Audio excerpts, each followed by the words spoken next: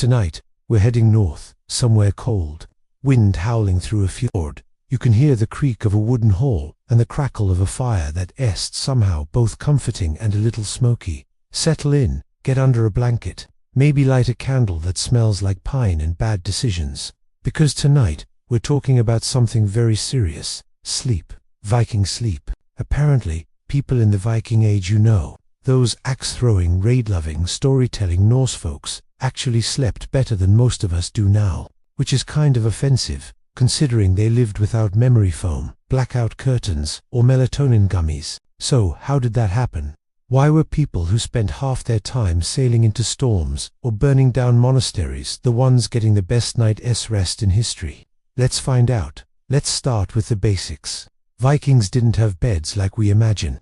No sleigh beds, no fancy pillow-topped mattresses. Most people slept on simple wooden frames stuffed with straw, feathers, or, if you were poor, moss. Yes, actual moss. But it wasn't bad. The moss was soft, insulating, and had a pleasant forest smell, unless you were the unlucky guy who brought home a few bugs with it. Their homes were called longhouses, big rectangular buildings made of wood and turf, shared by entire families, servants, and sometimes animals. And I don't mean like, oh, my cat sleeps on the couch. No, I mean your cow is literally breathing next to you in the dark, steaming up the room, contributing to the ambient temperature and the smell. It sounds chaotic, but it worked, because that combination of body heat, low light, and the rhythmic sound of livestock breathing actually made the longhouse one of the most stable sleeping environments in early medieval Europe. You could almost say it was the original heated cabin. Now, picture it.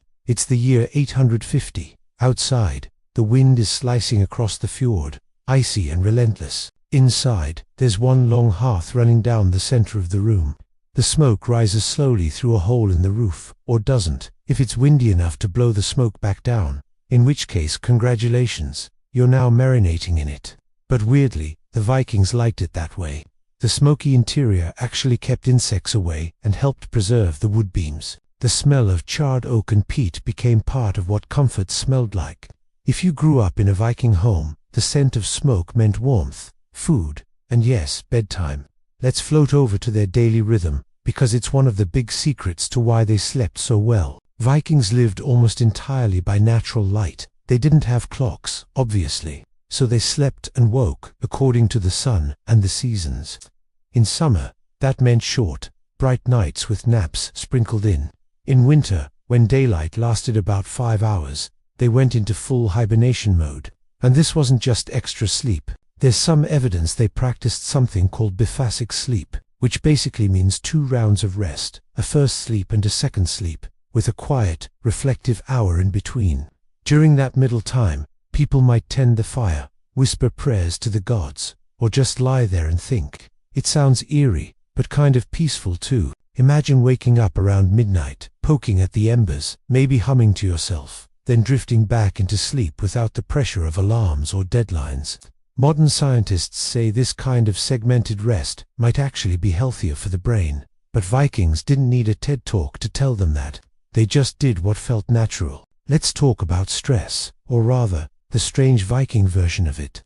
Sure, they raided villages and occasionally died dramatically, but in daily life, things were simple. Most people worked outdoors, exercised constantly, and ate whole foods. Their diets were packed with omega-3 south from fish, slow carbs from barley and oats, and lots of animal fat, which helped them stay warm. Basically, they were on the world's least Instagrammable but most effective wellness plan. After a day of chopping wood, rowing, or chasing sheep uphill, their bodies were done. No doom scrolling, no LED lights tricking their brains into thinking it was still daytime, just exhaustion, food, and firelight. That's why when they lay down on their straw beds, they fell asleep hard, deep, unbothered sleep, the kind that makes you drool on your own arm and not care. Now, not all Viking beds were created equal. The elite had something special. Carved bed frames with posts, and sometimes even canopies, decorated with patterns of serpents or dragons. Imagine drifting off, surrounded by wooden serpents, guarding your dreams. Their blankets were wool, heavy and scratchy, but incredibly warm. Some had furs thrown over the top, bear, wolf, reindeer, whatever you could hunt. It was the medieval version of weighted blankets, and probably just as effective. The women of the household usually controlled the sleeping area, arranging bedding, assigning spaces, and maintaining the fire overnight. The Norse sagas even mention a few scenes where bed sharing carried social or romantic meanings. Sleeping beside someone could mean alliance, hospitality, or, occasionally, "We're definitely married now." Let's glide for a moment into the spiritual side of sleep. Vikings believed dreams were messages from the gods, or glimpses into other worlds. Odin, the Allfather himself, was said to wander in dreams, whispering advice or warnings. A good night's sleep wasn't just about rest, it was an open line to divine insight. Some Sirises or Vavlor even used sleep as part of their rituals. They'd drift into trances, half asleep, half awake, muttering visions about future battles or bad harvests. Normal bedtime stuff. Dreams were taken seriously enough that saga characters often woke up in the middle of the night to recount them dramatically by the fire, and no one told them to go back to bed. You might be wondering, didn't they freeze? Surprisingly, not often. Viking homes were built with thick turf walls and few openings. The longhouse held heat well, especially with all those people and animals packed inside. The bedding itself was layered: straw base, wool blanket, fur cover. And remember that smoke we mentioned earlier. It might have irritated their lungs a bit, but it also trapped warmth. So while you're here, adjusting your thermostat to 22 degrees Celsius, a Viking was sleeping soundly in a smoky, 10-degree room, and somehow waking up refreshed. Of course, not everyone was lucky. Slaves, known as thralls, often slept near the doorway, where cold air leaked in. They had thinner bedding and fewer layers. Their rest was broken, interrupted by chores or guard duties.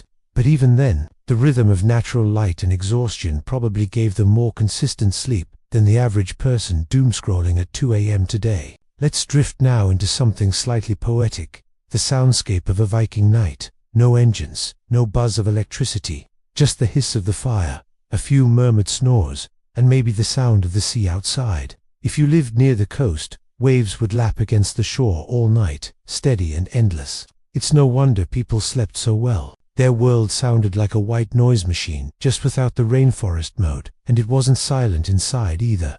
The walls creaked, the animals shifted, the wind pressed against the roof. But these were familiar sounds, predictable, comforting. When you hear the same noises every night, your brain relaxes. It recognizes home. Let's float ahead a few centuries, just to compare. By the late Middle Ages, noble bedrooms became cold stone chambers, and peasants were sleeping on rushes tossed on the floor. Industrial noise, candles burning late into the night, bells ringing in towns, all of it slowly disrupted what used to be the Viking rhythm of sleep.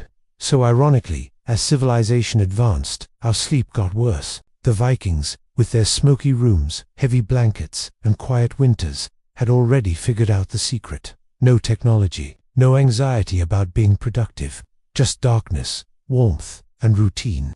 And if you're wondering whether their dreams were peaceful, not really. They dreamed of battles, gods, omens, lost loved ones, and occasionally, mead halls in the afterlife. But to them, that wasn't scary. It was just another kind of story.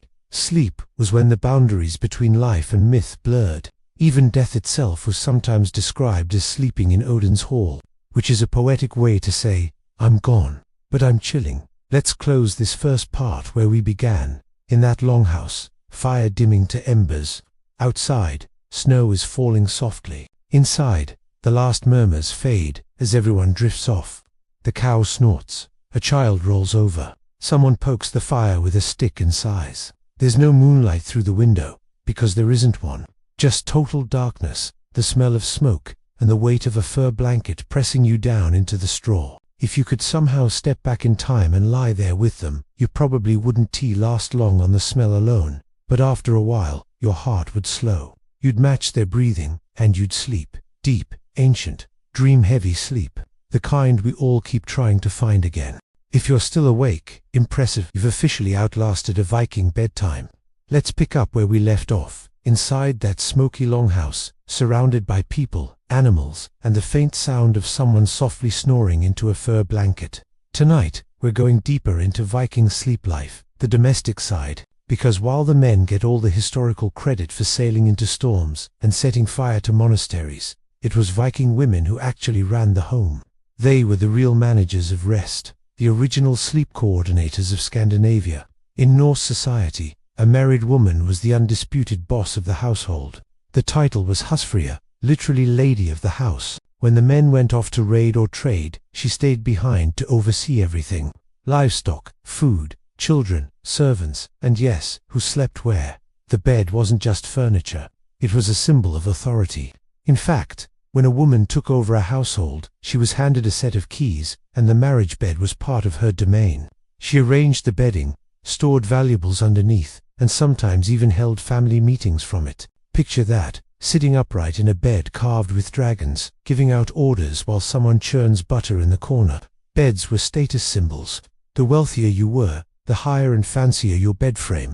Ordinary people slept closer to the ground, while the elite practically climbed into their wooden thrones of sleep. Viking babies didn't get nurseries, they got boxes. No, really, cradle boxes lined with soft wool and furs, often placed near the hearth to stay warm. Some were carved with protective runes or animal shapes, just in case a wandering spirit decided to drop by at midnight. Infant sleep, by all accounts, was communal. Mothers, older siblings, and sometimes even servants shared the sleeping area. There were no baby monitors, no lullaby playlists, just the slow rhythm of breathing in the dark, and the occasional hiccup from a baby dreaming about whatever Viking babies dreamed about. And because nights were long and cold, co-sleeping wasn't just cultural, it was survival. The warmth of several bodies kept everyone alive through Scandinavian winters that could make an ice bath look inviting. It's worth pausing on one detail that made Viking sleep so stable: consistency.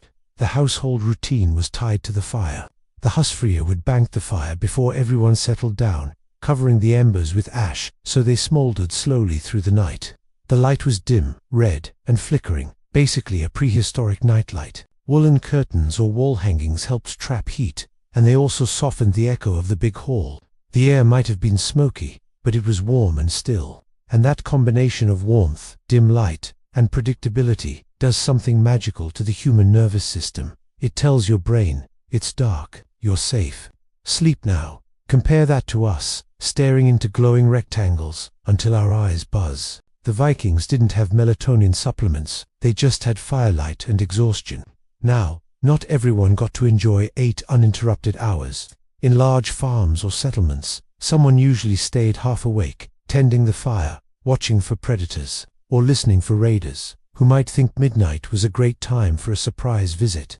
This watch sleep was light, but it rotated. One person might stay up for the first part of the night, another for the second.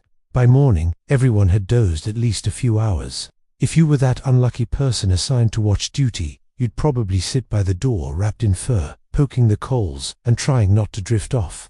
Occasionally, you'd hum or whisper to the gods to keep yourself alert. It wasn't glamorous, but it made sense.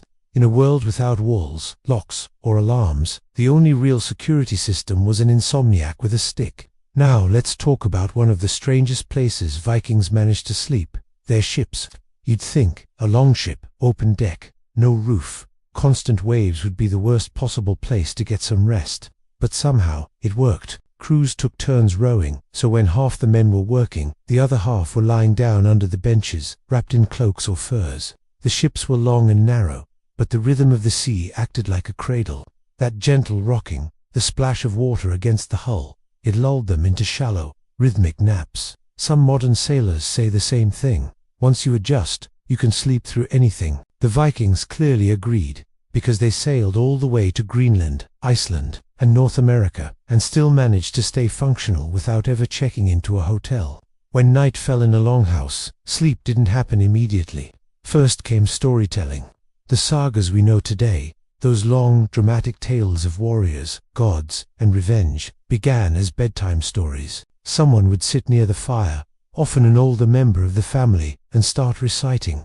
The rhythm of spoken Norse, with its slow cadence and repetition, was hypnotic, perfect for drifting off. Imagine being a child listening to your grandfather quietly describe Thor smashing giants, or a chieftain recounting how he once survived a storm. The stories blurred with the crackle of fire, the creak of the roof, the smell of peat and wool. That's how Viking children learned their history, and also how they fell asleep.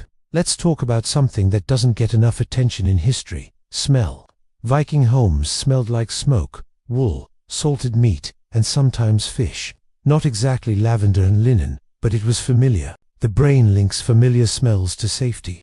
The same scent, night after night, tells you subconsciously that you're home and protected. So yes, to a Viking, the smell of sheep grease and wood smoke probably felt as comforting as your favorite candle does today. It's all relative. Records are fuzzy, but based on daylight hours in Scandinavia and what we know of pre-industrial societies, Vikings likely slept around 7 to 9 hours in winter and 4 to 6 hours in summer, plus naps. In winter, entire communities slowed down.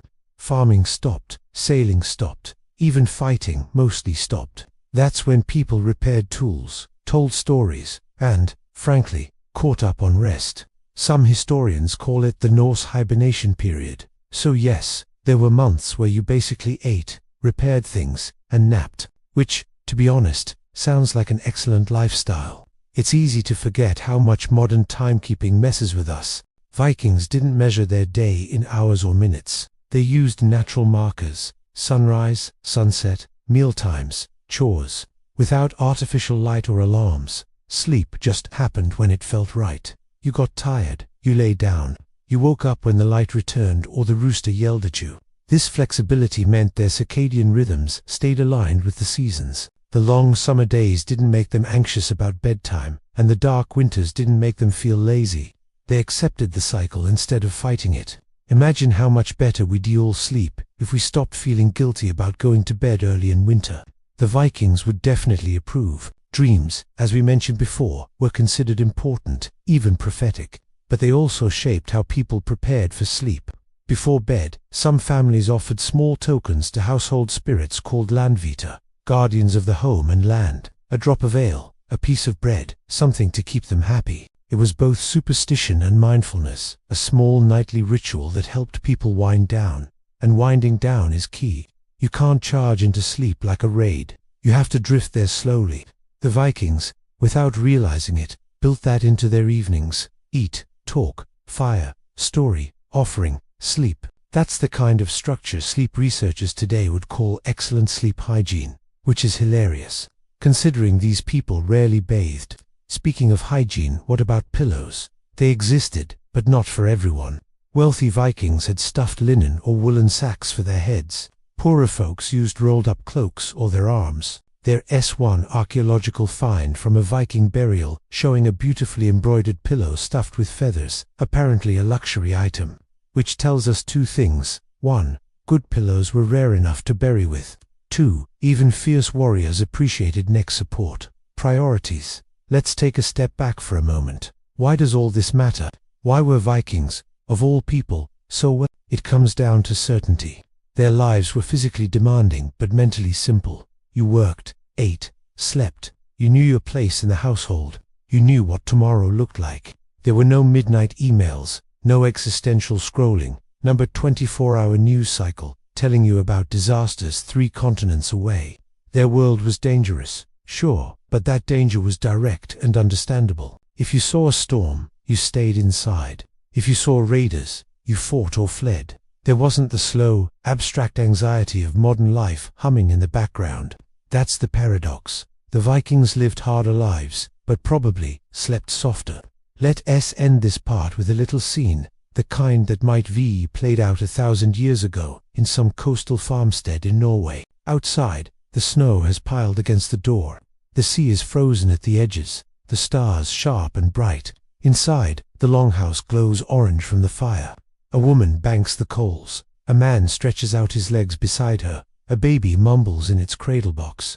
Someone tells one last story, maybe about Odin walking the earth in disguise. Then silence. The sound of breathing fills the space. No clocks, no lights, no noise, just the slow rhythm of human sleep, the same rhythm we've all been chasing ever since. If you've made it this far, you're either genuinely fascinated by Viking anthropology, or already half asleep with your phone about to drop on your face. Either way, good. That's exactly what the Vikings would have wanted, a long dream-filled drift into the quiet dark. Because tonight, we're leaving the longhouse for something deeper. the world of Viking dreams, afterlife beliefs, and what they thought really happened when you closed your eyes. For the Norse, sleep wasn't just rest, it was rehearsal. When you fell asleep, your soul, or part of it, could wander. They called it hamingja or huga, depending on the region, but the idea was the same. A person's spirit could drift out during sleep, see things, or even influence the world. That's why dreams mattered so much. They weren't imagination, they were travel. If you dreamed of your ancestors, that wasn't a coincidence, it was a visit. If you dreamed of a coming storm, you'd better bring in the sheep. And if you dreamed of Odin, well, hopefully he had good news. Dreaming was a bridge between worlds, and that meant that every night's rest had a hint of the sacred. Let's talk about Odin himself, because of course he shows up here. The man was obsessed with knowledge. He traded an eye for wisdom and hung himself from a tree for 9 nights, which, coincidentally, might be history's longest and least restful nap. Odin didn't sleep much, but when he did, it was said he sent visions. He could whisper into people's dreams, showing them things before they happened. Some believed that's where the gift of prophecy came from. Odin visiting at night, dropping spoilers for the next saga episode. It's funny. For all the talk of him being a war god, Odin was really just the universe's nosiest insomniac. In Norse literature, dreams aren't just background fluff. They're plot devices. Kings dream of ravens before battles. Queens dream of blood before betrayals. Even common farmers dream of strangers who predict the weather. When someone wakes up from a bad dream in a saga, everyone listens. There's no brushing it off like weird dream. Anyway, no. You'd wake the whole house and announce it by the fire. The next morning, you'd retell it in daylight, trying to decode what it meant. Dreams were social events, the Viking version of checking the group chat in the morning. Let's drift gently into something the Vikings thought a lot about: death. To them, dying and sleeping weren't opposites, they were cousins. The Old Norse word sveftin meant both sleep and, sometimes, rest in death. You can see the connection even in modern Scandinavian words, same root, same calm finality. In poetry, a fallen warrior might be described as sleeping beneath the field, and Valhalla, Odin's famous Hall of the Slain, was often imagined as a place of endless feasting and endless rest. You'd fight all day, die heroically, get resurrected, and then the best part, you'd de-sleep in warm halls surrounded by laughter and mead. For eternity. Basically, the Viking afterlife was a blend of gym membership, pub, and nap zone. Archaeologists have found Viking graves that show how seriously they took eternal rest. Bodies were laid out as if sleeping, hands folded, heads turned slightly to one side. Sometimes they were even given pillows, or positioned in small boat-shaped graves, as if sailing off into a dream. Think about that. They spent their lives sleeping in longhouses, then spent eternity sleeping in longboats. It's poetic, and a little eerie. The grave goods, weapons, jewelry, even animals, weren't random. They were what you'd need for the long sleep ahead. In a way, Vikings treated death as the ultimate bedtime story. You drifted into it slowly, with your things beside you, ready to dream forever. Let's talk about the sea again, because it shaped everything. For Vikings, water wasn't just geography, it was myth. They believed souls might sail across oceans after death, heading to distant realms. So sleep, especially on ships, carried this quiet symbolism. Every nap could feel like a tiny voyage toward the unknown. And on a practical level, it explains why sailors developed that uncanny ability to rest anywhere, under benches, against barrels, on top of their shields. A Viking could fall asleep mid-oar, literally, partly exhaustion, partly training, but maybe also a touch of spiritual acceptance. The idea that wherever the sea took you, you'd wake up somewhere meaningful. One of the strangest things about Viking sleep culture is how little fear there seems to have been around it. Other medieval societies were terrified of the dark demons, ghosts, witches. The Vikings, not so much. They had their superstitions, sure, but they didn't treat night as evil. It was just another part of the world, another god's domain. Darkness was natural, not threatening, which helps explain why they slept so peacefully through nights that would make most medieval monks panic. Maybe that's why they didn't invent candlelight obsessions or midnight prayers. They just accepted the dark, let it exist, let it wrap around them. In Scandinavia, winter nights last up to 20 hours. Imagine that, 20 hours of dim light and silence. Modern people would lose their minds. The Vikings turned it into rhythm. They'd sleep longer, yes, but also dream more vividly. Some sagas mention winter dreams as special, prophetic, heavy, sometimes shared by multiple people, almost like the whole community slipped into the same dream space during the long dark. If you've ever been through a northern winter, you'll understand. The darkness messes with your sense of time. Everything blurs together. You nap, wake, eat, talk, nap again. It's like living inside a lullaby that never ends. For the Vikings, that was just normal life, and their sleep adapted perfectly. Now, a quick practical note, because no historian can resist talking about insulation. Vikings were geniuses at layering. They wore wool tunics by day and slept in them by night. Add fur on top, maybe a cloak, and you've got yourself the medieval version of a weighted blanket. In richer homes, bed linens might include linen sheets, rare wool blankets, and fur throws. Poorer folk just curled up in their day clothes. But since those clothes were made of wool and leather, they probably didn't mind. The trick was warmth without suffocation. You wanted to stay toasty, not roast. And because Viking homes were always a little drafty, that layering instinct became second nature. Modern Scandinavians still do this. They just swapped fur for down comforters and call it design. Let us be honest, one of the biggest differences between us and them isn't the bed, or the blankets, or even the dark. It's what happens inside the mind before sleep. We lie awake worrying about rent, traffic, the state of the world, or whether our phone battery will survive the night. The Vikings worried about practical things, the harvest, a sick animal, whether your cousin stole your axe again, but they didn't carry the constant mental noise of modern life. When the fire went out, so did the thoughts. Their world shut down naturally. That's the real reason they slept so well. Their nights actually ended. There's an idea in Norse mythology that your ancestors watch over you, not in a creepy ghost way, but as protective spirits. When people dreamed of family members, it was comforting, not frightening. Maybe that's why Viking sleep had a sense of safety even in a dangerous world. Every night, you lay down surrounded by the living and watched by the dead. That sounds grim, but it wasn't. It was belonging, continuity. You weren't alone in the dark. You were part of something bigger, older, and constant. So what can we actually take from all this, besides the urge to buy a fur blanket and move to Iceland? It's not that Viking sleep was perfect. It was smoky, crowded, and probably loud, but it was aligned. Their bodies and the world moved in sync. They accepted darkness, followed the seasons, trusted the rhythm. They didn't chase productivity at midnight or light up the night sky with candles. They didn't count hours, they counted sunrises. That's the secret. They let themselves rest when rest came. Let's end where all good things end. Back in the longhouse. The fire's just embers now. Someone stirs, turns over, tucks their cloak tighter. Outside, the snow muffles every sound. The world is heavy, still. A few sparks rise and fade in the dark like tiny stars. Maybe someone's dreaming of Odin, maybe of sailing, maybe of nothing at all. The longhouse breathes. The world sleeps. And you can almost feel the weight of 1,000 years of human rest pressing softly through time, reminding you that once, long ago, people actually knew how to sleep. All right, let's dim the torches a little and step back into the Viking longhouse after sundown.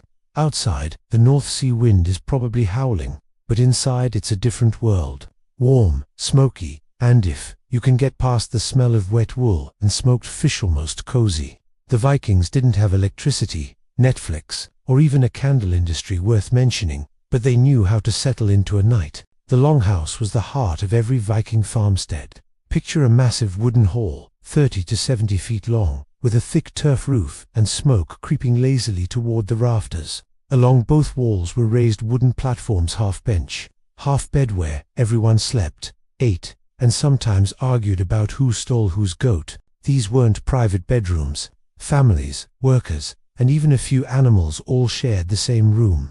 Think of it as a one-room Airbnb, minus the awkward reviews. Now, if that sounds chaotic, here's the interesting part. It worked. Vikings didn't seem to mind the communal sleep setup. In fact, it helped them sleep better. Having others nearby meant warmth. It also meant security. If someone or something tried sneaking in, at least one person would probably wake up. And warmth and safety are two things our brains still crave when we sleep. So yes, The Vikings were unknowingly hacking sleep psychology 1,000 years before the invention of bedtime podcasts. At night, the fire pit in the center of the hall kept glowing embers alive. There wasn't much flame, just enough to throw off gentle heat and a faint red shimmer across the beams. The smoke hung thick near the ceiling, but down near the beds, the air was surprisingly tolerable. The smoke even helped keep insects away, which was probably nice if you were trying not to get chewed on while sleeping next to a pile of hay and 2 goats. Each bed platform was covered with straw or dry grass, then topped with animal skins or woven wool blankets. Some even used reindeer hides, which are like the medieval version of a luxury mattress topper. They were soft, warm, and naturally insulated. A wealthy family might have layered furs from fox or bear, while poorer folks made do with whatever their livestock shed that season. And because we're talking about Scandinavia, let's address the temperature. Winters were long, dark, and brutal. Daylight could last only a few hours. So, people adapted their entire rhythm to the season. In winter, they likely went to bed early and stayed under the covers longer. In summer, when the sun barely set, they slept in shorter bursts, what some anthropologists call segmented sleep, 2 shorter sleeps with a quiet period in between. That middle-of-the-night pause was often used for talking, stoking the fire, or, other forms of warmth. Interestingly, the Vikings weren't nocturnal party animals. Sure, sagas describe drinking and feasting, but that wasn't every night. Most evenings were quiet. People might mend clothes, tell stories, carve tools, or just stare at the fire until their eyes drooped. It was a slow unwind, exactly what modern sleep experts say we should do. No screens, no caffeine, no notifications, just dim light, rhythmic crackling, and the smell of wood smoke. Even the background sounds helped.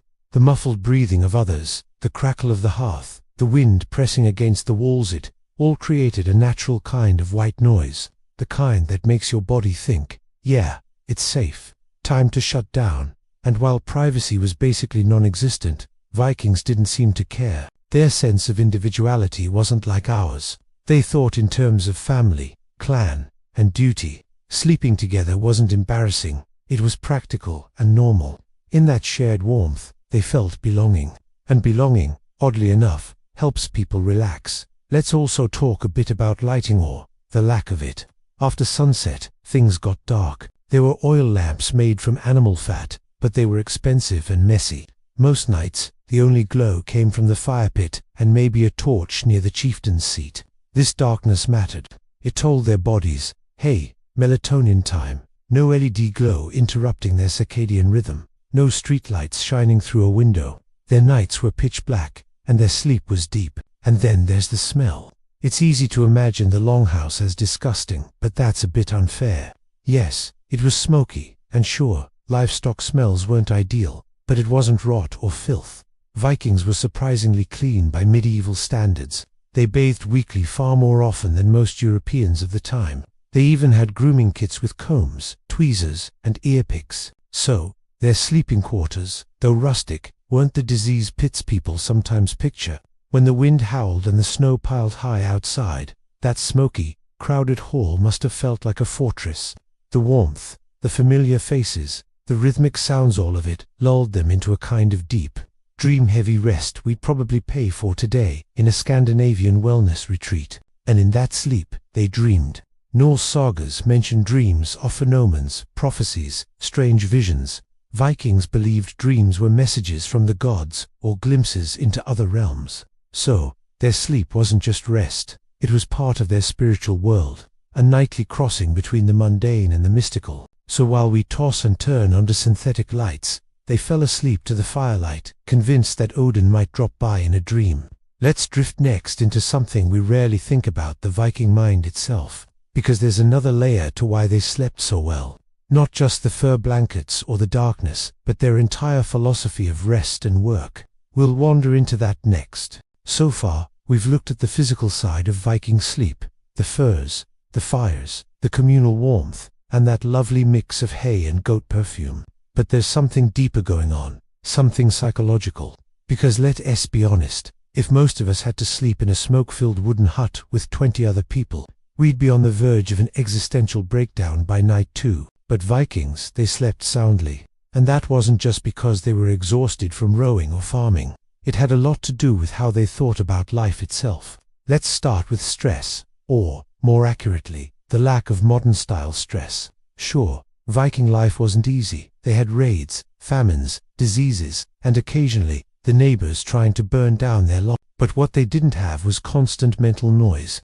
No emails, no bills stacked on the kitchen table, no 2 a.m. scrolling through bad news. Their lives had danger, but it came in clear, tangible forms, things they could fight, fix, or flee from. And when they weren't facing those things, they rested, guilt-free. The idea of hustle culture didn't exist. If it was winter, and the snow made travel impossible, people simply didn't work much. They stayed inside, repaired tools, told stories, and slept. The seasons dictated their rhythm, not productivity apps or artificial deadlines. That natural cycle helped their minds stay in sync with their environment, a perfect recipe for better sleep. There's also the Viking relationship with death. Oddly, it made life less anxious. They believed in fate, or word, the idea that destiny was already woven into the fabric of existence. You couldn't change it, no matter how hard you tried. So worrying was pointless. If you were destined to die in battle, you would. If not, you wouldn't. It sounds fatalistic, but it's also freeing. Imagine going to bed each night believing the gods had everything under control. You'd probably sleep pretty well too.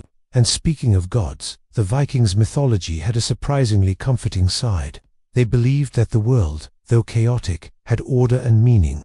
Even when bad things happened, it wasn't random, it was part of a greater story. That kind of worldview gives you something solid to rest on. Their faith, in a strange way, functioned like a nightly meditation. You accept what is, you stop fighting what you can't change, and you close your eyes. Now, add to that their lifestyle. Vikings worked their bodies hard. Farming, sailing, chopping wood, everything required physical labor. By the time night fell, their muscles ached, and their brains were pleasantly empty. No one was lying awake thinking about their to-do list. They had already done it. The human body loves that kind of routine, exertion followed by recovery. It's what our biology was built for, long before chairs and computer screens happened. They also had a balanced relationship with alcohol. Yes, they drank mead, but it wasn't a nightly thing for most people. Alcohol was social and ceremonial, not escapism. So their sleep cycles weren't being sabotaged by constant late-night drinking. Their meals helped too, high in protein, moderate in fat, and low in sugar. They didn't even have caffeine in northern Scandinavia. Their brains weren't wired on stimulation all day. Another factor is light exposure. The Viking day started early, often with the sunrise. They spent nearly all their waking hours outdoors, under natural light. That meant their internal clocks, their circadian rhythms, stayed perfectly aligned with the day-night cycle. When the sun went down, so did they. When it rose, they followed. Modern sleep experts literally recommend this pattern, and the Vikings lived it without even trying. It's also worth mentioning that Vikings valued rest as part of strength. They admired warriors who could fight all day, but they also respected those who knew how to restore themselves. In the sagas, sleep isn't portrayed as laziness. It's a sign of vitality. Even Odin, their chief god, was said to retreat into deep trance-like rest to gain wisdom. Sleep wasn't just physical, it was spiritual. And that spirituality probably affected the quality of their dreams. Dreaming, to a Viking, wasn't random nonsense. Dreams were messages, omens, sometimes even previews of future battles or voyages. People woke up and discussed them seriously. So sleep wasn't a passive thing, it was an active part of existence, a place where the divine could whisper. That belief made sleep something to look forward to, not something to fight against. Compare that to now, where most of us go to bed trying to shut our minds off like broken computers. The Vikings drifted into sleep expecting meaning, not avoiding it. That mindset alone could make rest feel deeper. Finally, there's community. Modern humans sleep alone in separate rooms, sometimes with earbuds in to block out the world. Vikings didn't. They slept shoulder to shoulder with their families, children, and even animals. That closeness wasn't just about warmth, it was emotional safety.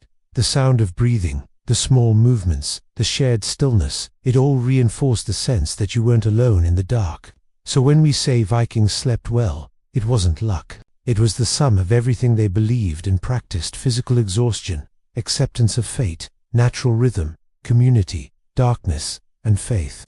Their sleep wasn't perfect, but it was pure. The kind that doesn't come from 8 hours on a memory foam mattress, but from a life fully aligned with nature and necessity. And maybe that's the quiet lesson here. They didn't overthink rest. They didn't buy it, measure it, or optimize it. They just lived, got tired, and fell asleep to the sound of fire and wind. Let's drift one last time to the morning after, because what happened after they woke might be the best part of all. So, let us gently crack open those Viking eyelids and see what mornings looked like 1,000 years ago. The fire has burned down to faint orange coals. The air is cold enough to see your breath. And somewhere in the hall, someone's already moving around, stirring the ashes to life. There's no alarm clock, no buzzing phone, no 5 more minutes, just the rhythm of daylight. Vikings woke up when the world did, when the light started to seep through cracks in the door or smoke hole. And that light wasn't harsh or blue-tinted like modern bulbs. It was soft, diffuse, and slow. It let your brain wake up naturally, without cortisol spikes or caffeine dependency. The first thing most people did was tend the fire. The hearth was life, warmth, cooking, protection from spirits, you name it. So, before anything else, someone fed it new logs or peat, coaxing it back into flame. Then came water, washing, and the slow return of sound. Footsteps on the wooden floor, low voices, the creak of a door. And yes, Vikings were morning people, but not in the annoying rise and grind way. They didn't leap up to check productivity trackers or go for a 10K jog. Their mornings were practical, purposeful. If it was winter, they probably stayed indoors a bit longer, eating porridge, patching clothes, or sharpening tools. If it was summer, they'd head out early, to fields, boats, or for trading voyages. Breakfast was usually simple, barley or oat porridge, maybe sweetened with honey if you were lucky. Sometimes dried fish, curdled milk, or a chunk of bread. It wasn't glamorous, but it was grounding.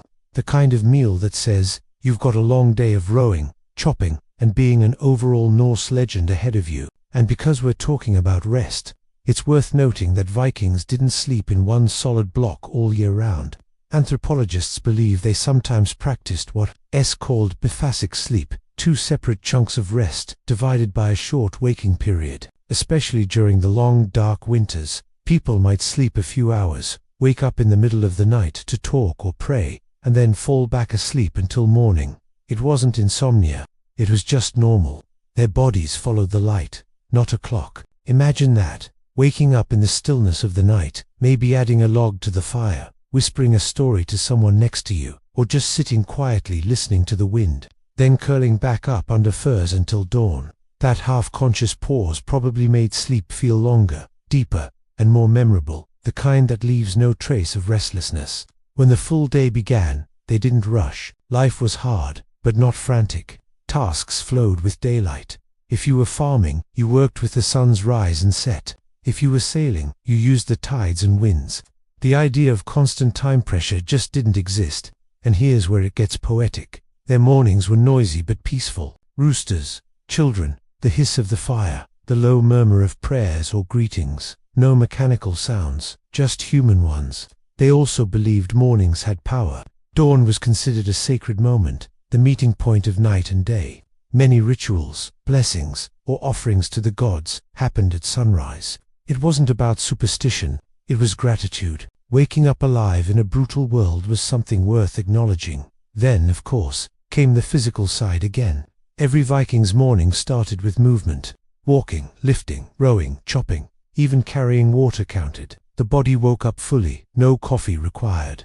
Their energy came from food, air, and rhythm. And as strange as it sounds, their mornings probably affected their sleep too. By burning real calories and facing daylight early, their bodies naturally set the next night's sleep cycle. They didn't need melatonin gummies, just daylight and exhaustion. There's also something psychological about how they viewed each day. Vikings didn't separate work and life like we do. Everything was part of living, tending animals, sailing, repairing gear, or trading goods. That unity made their lives feel less fragmented, less stressful. No juggling roles or wearing masks, just existing, doing what needed to be done. So, by the time evening came, they weren't just tired, they were content. They had earned their rest. Their minds weren't racing with half-finished thoughts or digital noise. They'd used their bodies, connected with their people, and faced the elements. That kind of life builds a natural peace that no weighted blanket can replicate. By now, it's easy to see the pattern. Everything in Viking life, from their homes to their mindset, encouraged balance, darkness and light, work and rest, community and solitude. Even their gods reflected that. Odin and Thor were warriors, but they also valued wisdom, silence, and sleep-like visions. So when a Viking lay down on a bed of straw and fur, staring up at smoke drifting through the rafters, they weren't fighting their brain to shut off. They were giving in to a cycle as old as the world itself. That's why, in a strange way, the Vikings might have had the best sleep in history. Not because they had the best tools or mattresses, but because they didn't need them. Their world told them when to rest. Their bodies listened. And maybe that's what we've lost. That rhythm between living and resting, between effort and ease. The Vikings didn't try to optimize sleep. They just lived the kind of life that made it come naturally. So, if you're listening to this while drifting off, maybe take a page from them. Turn off the lights, stop worrying about tomorrow, and imagine the sound of a Viking hearth. Low crackles, steady breathing, wind outside the walls. That's the sound of peace. The sound of people who slept well because they lived well.